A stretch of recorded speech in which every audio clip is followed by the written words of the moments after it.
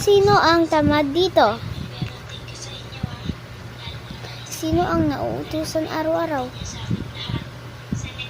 Sino ang gusto walang baon na pera sa school?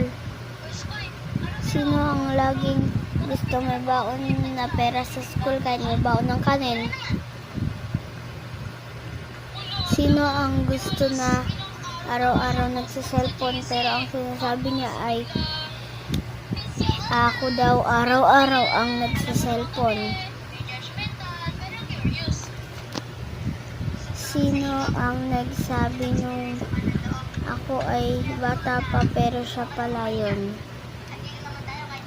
Sino dito ang hindi lagi natutulog ng maaga? Sino ang natutulog ng maaga dito?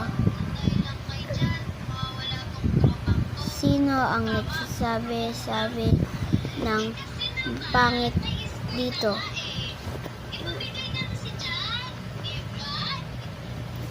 Sino ang makulit lagi?